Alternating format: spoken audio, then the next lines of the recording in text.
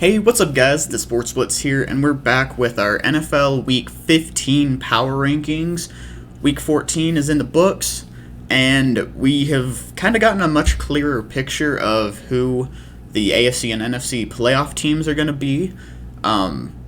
There's a lot of competition for the wild card spots in both conferences, so it'll be interesting to see how those unfold. So let's go ahead and check out the power rankings. But before we do that, make sure to smash that like button and subscribe. There's a lot of exciting things coming on this channel. We are doing at least one mock draft every single week. We also do a mock the mock, wherever we take someone else's mock draft and basically do reaction to it, basically see if they're picks that we agree with, if we don't agree with.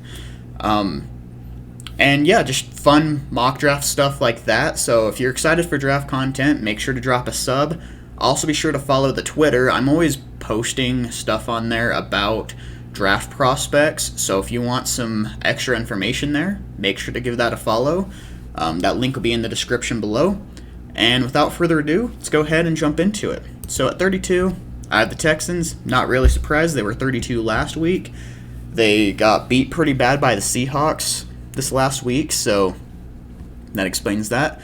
31, we have the Jaguars. Pretty similar situation. They were 0 last week, and they got shut out by the Titans. Trevor Lawrence isn't looking too great. There's still issues with James Robinson. I guess rather with Urban Meyer not giving James Robinson the touches he deserves. I said from day one, before even the preseason started, that I am not confident in Urban Meyer as an NFL coach, and he still hasn't shown me anything to be confident in him for. So, yeah, just Jags aren't looking too great. I feel like Urban Meyer will be out of the Jags franchise this year. So, yeah, just not a good look for Urban Meyer. 30, I have the Jets. Again, they were 0 last week. They lost really bad to the Saints this week. So obviously that's why they didn't go up at all, but I also don't really see any reason to drop them below the Jaguars or Texans. So there's that. 29, we have the Lions. Again, 0 movement. We moved them up to 29 after beating the Vikings 2 weeks ago. But then they did lose really bad to the Broncos, but again, I don't see any reason to move them below the Jets, Jaguars, or Texans because they all also got beat really bad too. So, Lions at 29. 28, I have the Carolina Panthers, okay? And I'm a Panthers fan myself. I'm just gonna admit it. Matt Rule has to be fired. He doesn't know what he's doing as a coach. They rank first in the NFL in first quarter point differential, which means they've been really good at scoring in the first quarter as well as the defense not allowing a score in the first quarter. But the rest of games, I want to say they're like 21st in that same differential. And so the coaching staff just doesn't know how to make adjustments. Matt Rule has shown he doesn't know how to make the halftime adjustments. He doesn't know the right personnel to be out there. I mean, he benches Cam Newton for a few series, lets PJ go back out there, benches PJ, puts Cam back out there. Just doesn't know how to manage his quarterback situation. There's been a lot of offensive line issues that I would really blame on Matt Rule. I mean, they drafted Brady Christensen in the 3rd round to be a left tackle, and they're starting him at right guard. I don't think he knows how to manage personnel. So I think Matt Rule has to go. I think until then, the Panthers aren't going to be a serious contender. So I think he has to go this offseason. 27, I have the Bears. I moved them up 1. This was a mixture of the Panthers doing so bad, and the Bears really were competitive with the Packers. They played really, really well.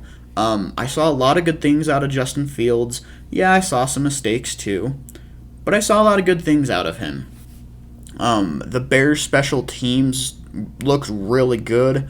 They had I believe it was a punt return touchdown. So they just looked really good on special teams.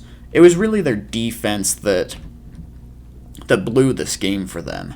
Defense allowing, well, I guess really their defense allowed 38 points, and then Justin Fields threw a pick six. Yeah, they've got to get better, but I would say it was a really competitive performance. So yeah, I think that was enough to raise them up by 1. 26, I have the Giants going down by 3. They got beat pretty freaking bad by the Chargers. I know the score only shows a 16-point game, but a lot of that honestly was garbage time. I mean, I want to say it was like 34-3 for most of the game. So yeah, the Giants got beat really bad. 25, I have the Raiders going down by 4 after getting absolutely smothered by the Chiefs. I believe it was 48-9. The Chiefs are starting to look like the team we expected coming to this season, and the Raiders are kind of looking like the team I expected coming to the season. You know, I got blasted by a lot of Raiders fans for giving them the prediction I did. Granted, yeah, they've gotten more wins than I predicted. I predicted them to be 3-14.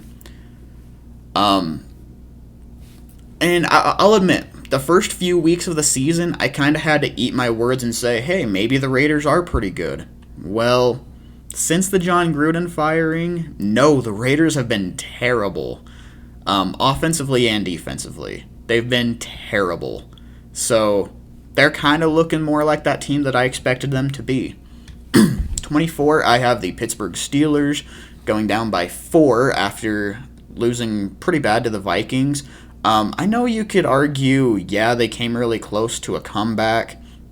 I mean, they were down 29-0 at halftime. Let's just be honest. The Vikings were taking their foot off the pedal because they thought they had a safe lead. That's both bad on the Vikings, but also really good because of how dominant they were in the first half. The Steelers' defense is not looking like what we expected this season. I mean, Dalvin Cook rushed for over 200 yards. Justin Jefferson had a really good game as well. I mean, Steelers just looked rough. I'm also really thinking Chase Claypool is starting to be a cancer for that locker room. I mean, he's selfish, okay? I'm just going to say he's selfish. He makes excuses, isn't taking accountability. I think a lot of Steelers fans would even agree with me on that. So, yeah, Steelers are kind of in a rough spot with that. Yeah. 23, I have the Saints going up by 1 after beating the Jets. Well, they finally ended their losing streak, but it was to the Jets. I still don't think the Saints are a great team, though they're better with Taysom Hill than they were with Trevor Siemian. So I will give them that. If they can continue to win, I'll rise them a little bit more. But for now, I gotta kind of realize it's the Jets. We can't move them up too much for that. 22, I have the Seahawks going up by 4. I realize that was the Texans, but Russell Wilson is finally kind of starting to look like Russell Wilson again. You know, he's looking like he's not still super injured. You know, Tyler Lockett absolutely went off in that game. Rashad Penny had a really good game. Seahawks are starting to look a little bit better. I feel like if they can pull out, like, I would say if the Seahawks can pull out at least 2, maybe 3 more wins these last 4 weeks, they can end up being in the playoffs. And I think they can very well do that. They've been playing well. They've won 2 straight. I think they can make it. I really do, especially with how tight things are in the NFC. I mean, right now the Falcons have the number 7 seed. I think they can jump the Falcons. I really do. 21, I have the Falcons going up by 6. Like I just mentioned, the Falcons have the number 7 seed.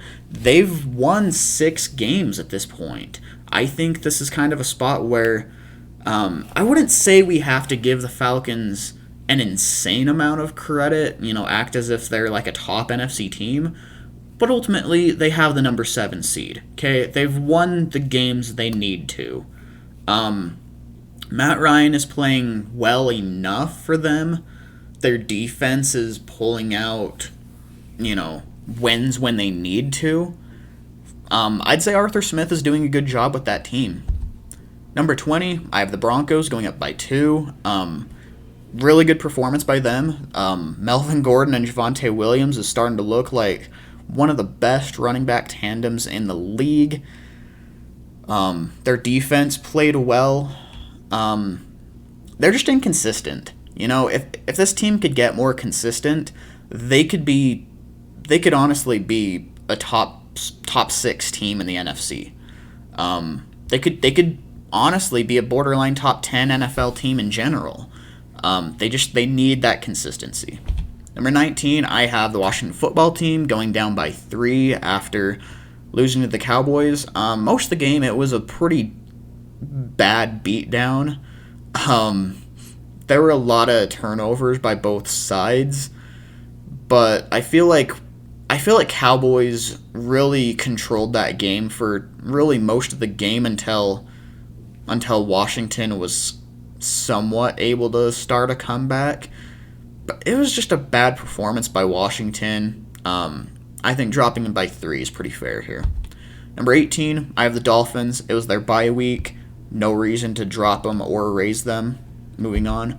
17, same thing with the Eagles. It was their bye week. No reason to rise them or drop them. So going to 16, we have the Vikings going up by 3 after beating the Steelers that bad. I mean, again, they dominated the Steelers. I feel like if they really, really tried, they could have, they could have ran up the score more. They could have honestly put 40 plus on the Steelers. So good performance by the Vikings. This doesn't excuse, I still think Mike Zimmer's going to be fired, okay? I don't necessarily think it was a great coaching performance by Zimmer, but, it was overall a good performance by the Vikings. So they got to win where they needed to, but that team is also too talented to be losing as many games as they have. So Zimmer should be gone. But great win for the Vikings, moving them up by 3. Number 15, I have the Bengals going down by 3 after losing this week. I mean, Bengals are another inconsistent team. I mean, one week they'll look like one of the most dominant teams in football. Another week they'll look like the Bengals of old that, allow 40 points in a game and just get blown out. So, yeah, they're much like the Broncos, just too inconsistent. I feel more confident about them than the Broncos. I mean, they're top 5 in the league in rush yards allowed, so they're not allowing a whole lot on the ground. I feel like if they can fix up the secondary a little bit, they can be a much more consistent team. They're just allowing too much through the air. Number 14, I have the 49ers, who ended up beating the Bengals in overtime. They're going up by 1. I mean, I feel like 14 is a pretty good spot for the 49ers. They're kind of one of those teams that is kind of teetering around top 10 range, but just can't quite get over that hump. I feel like they could very well end up being the number 6 seed in the NFC, though. So, I don't see any reason to drop them below, the top half of the league. So, number 13, I have the Colts. It was their bye week. No reason to rise them or drop them. Number 12, I have the Browns going up by 2 after beating the Ravens. They almost allowed a comeback after Lamar Jackson got injured. So, yeah, the Browns need to be pretty careful. But, ultimately, they did what they needed to do and got a win. So, number 12, Browns. Number 11, I have the Ravens going down by 2. I mean, it was impressive by them to come back after Lamar Jackson went down. That's why I'm not dropping them by more. I mean, I feel like Tyler Huntley is pretty solid. I mean, him and Lamar Jackson are like I'd say Tyler Huntley is basically just a poor man's Lamar Jackson. I mean, he doesn't have quite as talented of an arm as Lamar, but I mean, they're basically the same quarterback. So I'm not super worried about how the Ravens would be without Lamar, but I mean, ultimately it's still a pretty big loss. So number 11, we have the Ravens. Number 10, I have the Bills going down by 4 after losing to the Bucs. Early on, it was a pretty big beatdown by the Bucs. Bills did a good job at starting to come back, but ultimately they weren't able to make the comeback against Tom Brady.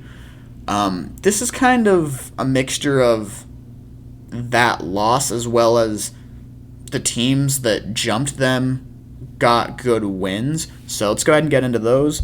Number 9, we have the Rams. I mean, they ended up beating the Cardinals, who last week were my number 3 team in my power rankings.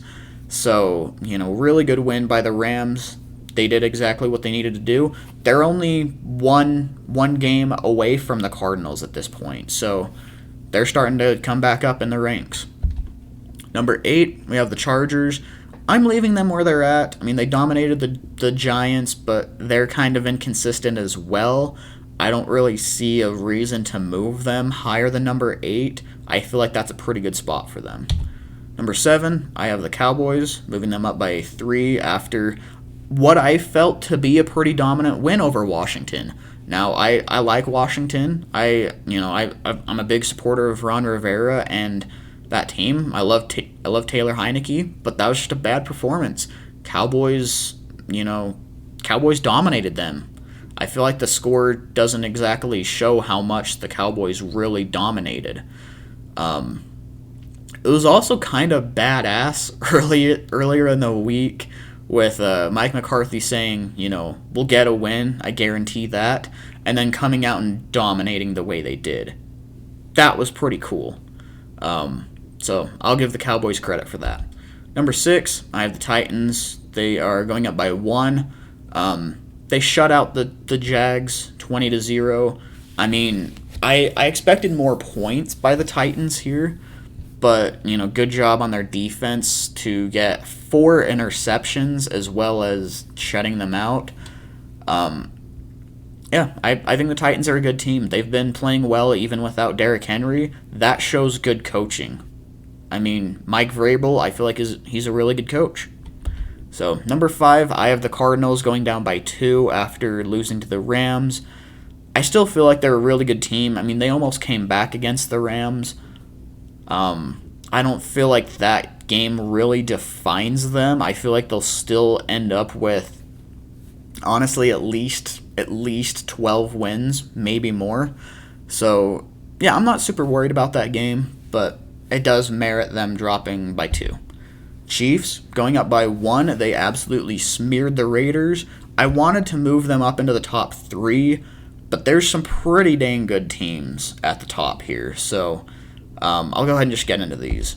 Number 3, we have the Buccaneers. I mean, like I said before, they were dominating the Bills for most of the game. I mean, we're in territory of Tom Brady basically owning the Bills, no matter what team he's on. So, yeah, really good performance by the Bucs. Number 2, I have the Packers. They put up 45 against the Bears. Yeah, it was more competitive than I expected, but they didn't lose, so I don't see any reason to really drop them. Number 1, I have the Patriots. It was their bye week. I feel like right now they're the best team in football, though. They are just dominant as hell, offensively and defensively. They've been getting it done. I mean, they look good. They look really good. So, Mac Jones looks to be the truth. Looks to be the true replacement for Tom Brady there. So we got to get ready for another Patriots legacy here. So it's kind of scary. But yeah, let me know what you think of these power rankings. Let me know what you agree with, what you don't agree with. Again, be sure to smash the like button and subscribe if you want more power rankings, mock drafts, other draft content, as well as NFL news, especially during the off season where free agency and draft content is, really big. I'm going to be dropping a lot of NFL news, so make sure to stay tuned for that. But thank you so much for watching, and I'll see you next time. Later.